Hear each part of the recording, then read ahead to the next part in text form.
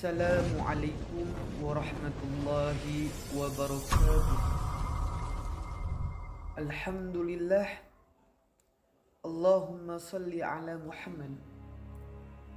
Sahabat muslim yang dimuliakan Allah subhanahu wa ta'ala, kali ini kita akan menceritakan ataupun mempelajari tentang ilmu-ilmu tajwid ataupun hukum-hukum tajwid beserta contoh-contohnya. Ini apabila mungkin ada kesalahan ataupun kekurangan, itu maklumlah, karena itu ialah sebab daripada kekurangan ilmu kami, daripada yang tidak kami ketahui, itu adalah kekurangan kami. Mohon maaf sebelumnya apabila ada terdapat bacaan ataupun perkataan kami yang salah. Mohon ditegur melalui kolom komentar yang berada di bawah ini. Dalam Al-Quran, saat membaca ayat demi ayat yang tercantum di dalam Al-Quran, umat muslim juga harus mengikuti aturan baca yang juga disebut dengan hukum tajwid.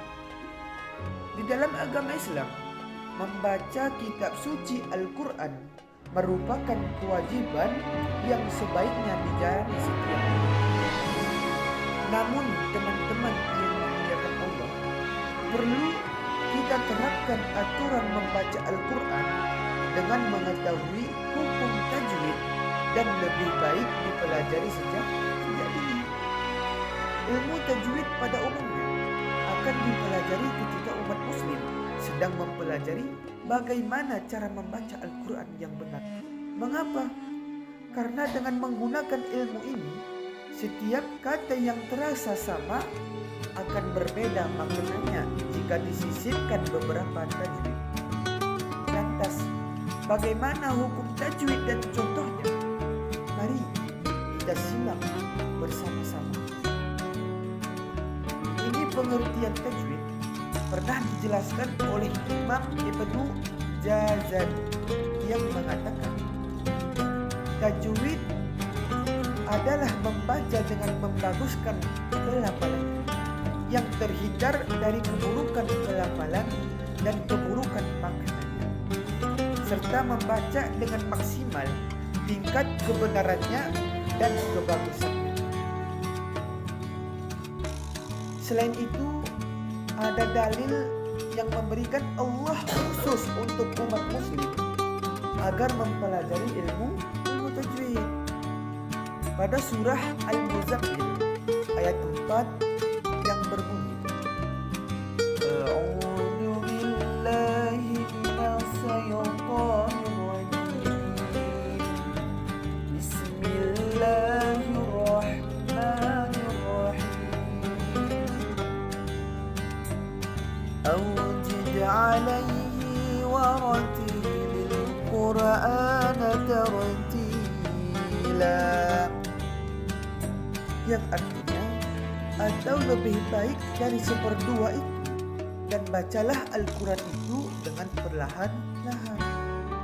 Maksud dari ayat ini ialah Allah subhanahu wa ta'ala mengisyaratkan kepada Nabi Muhammad SAW untuk membaca ayat-ayat di dalam Al-Quran dengan tartil dan memperindah setiap ucapan pada huruf-hurufnya. Nah, agar kita semua lebih paham dengan konsep hukum daripada tajwid, berikut ini kita akan menjelaskan tentang tajwid beserta contohnya dari kumpulan ayat dalam Al-Quran. Hukum nun sukun dan tanwin. Yang pertama yaitu ijhar. Hukum tajwid pertama yang akan dibahas adalah ijhar. Maka hukum ijhar terbagi kepada 3 jenis yang berbeda.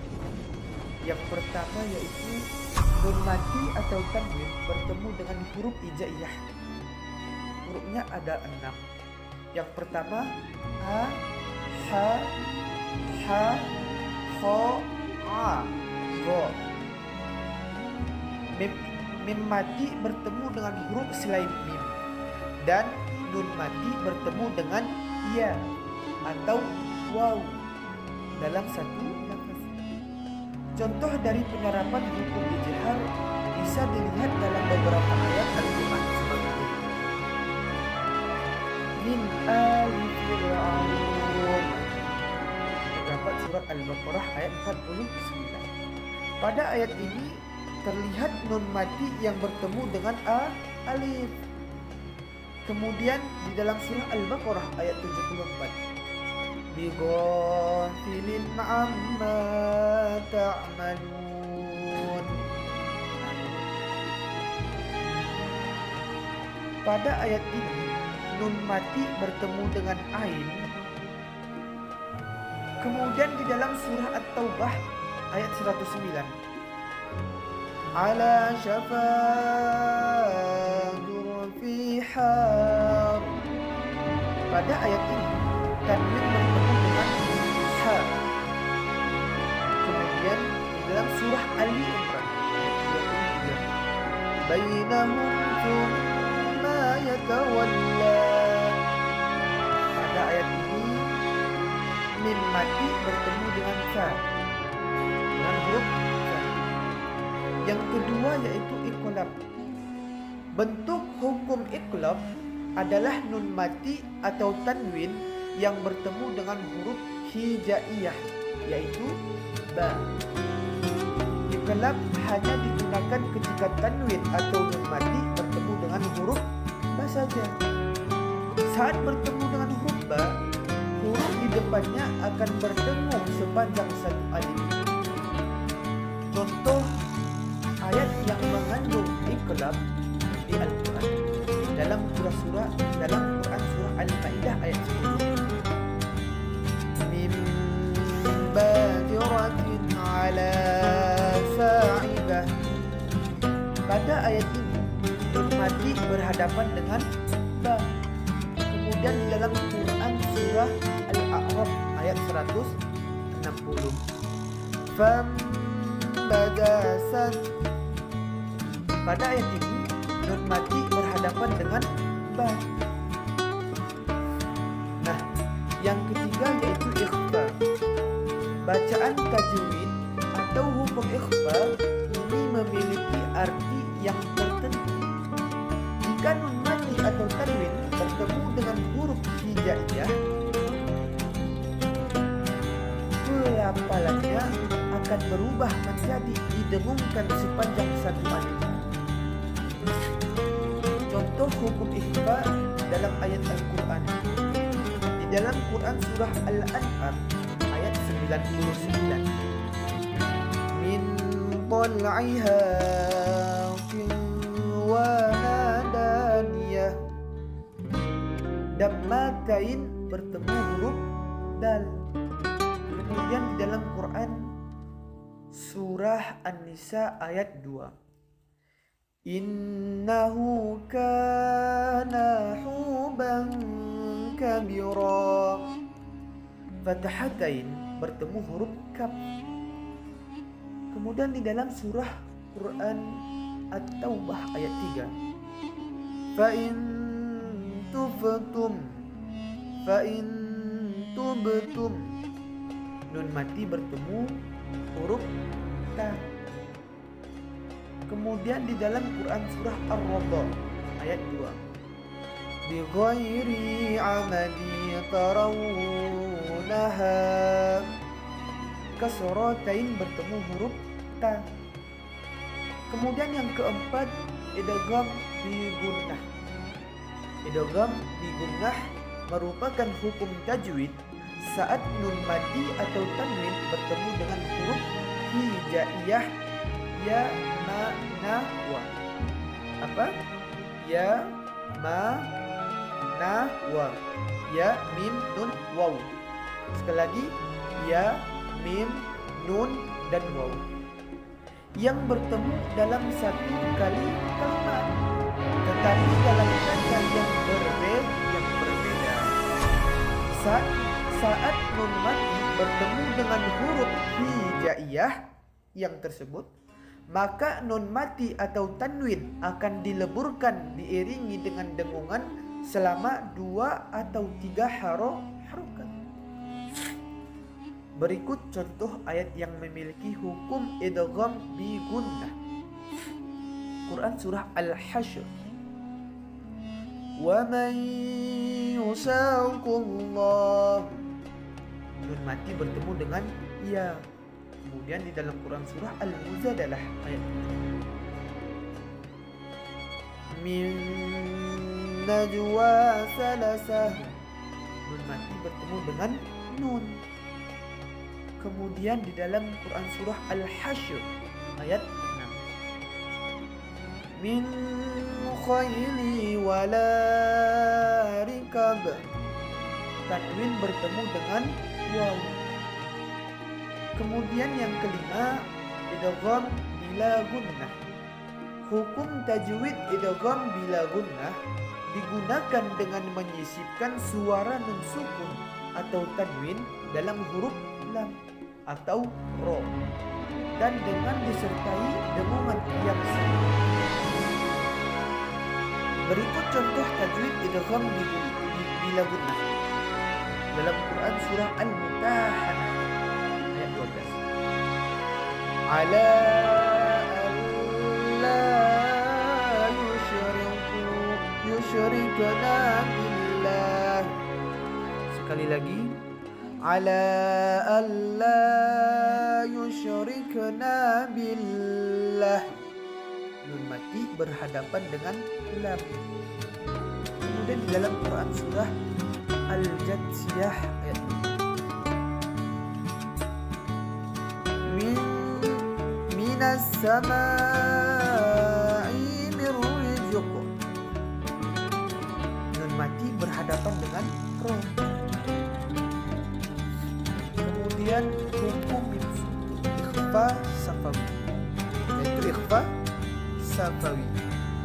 Dibaca tajwid ikhfa safawi ini, mim mati akan dibaca samar sambil didengungkan apabila mim mati bertemu dengan huruf ba. Contoh tajwid ikhfa safawi dalam ayat Al-Quran bisa ditemui pada ayat-ayat berikut.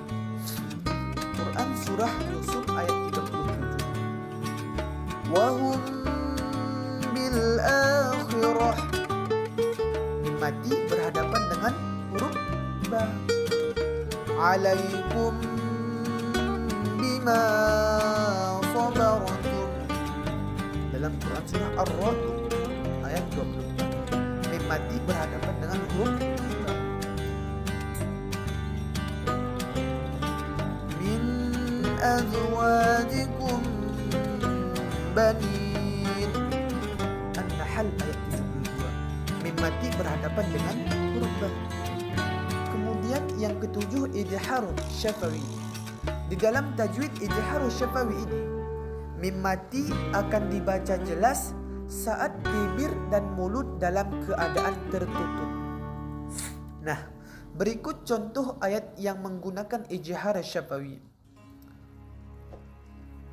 Dalam Quran surah Asy-Sajdah ayat 16. Yad'una rabbahum khawfa wa tama'an. Mim mati bertemu huruf kha. Dalam Quran surah Ghabir ayat 38. Ahadikum sabila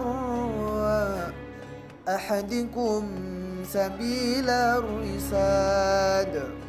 Mim mati bertemu huruf shin. Nah, sahabat muslim yang dimuliakan Allah Subhanahu wa taala. Kemudian yang ke-8, idgham mimi. Pada hukum tajwid idgham mimi, huruf pertama dan kedua pada satu ayat akan dileburkan dan suara yang dikeluarkan harus mendengung dan ditahan dalam tiga ketukan. Contoh ayat Al-Quran dengan tajwid idgham mimi. Dalam Quran surah Quraisy. Alladzi ut'amahum min ju'i wa amanahum khauf. Pada ayat ini mim sukun bertemu mim, mim sukun bertemu mim. Kemudian Quran surah Al-Buruj ayat 20. Wallahu min waraihim muhit. Pada ayat ini mim sukun bertemu dengan huruf mim. Kemudian idgham mutanasilain. Tajwid idgham mutanasilain adalah dengan meleburkan satu huruf ke huruf selanjutnya sehingga menjadi huruf bertasydid. Contoh tajwid ini bisa dilihat di dalam ayat Quran surah An-Nisa ayat 67. Ulaika alladzina ya'lamu Allahu ma fi qulubihim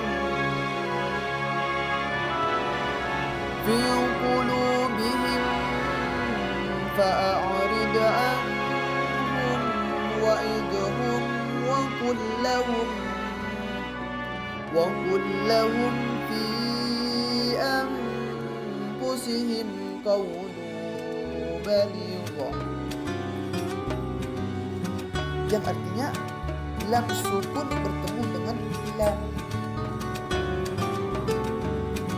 Kemudian dalam Quran surah Al-Mursalat ayat 20. Alam nakhluqukum min ma'. Huruf ko mati bertemu dengan huruf ka. Nah, sahabat muslim yang dimuliakan Allah Subhanahu wa ta'ala, mungkin kami memang ada kekurangan kami dalam pengetahuan kami tentang ilmu tajwid.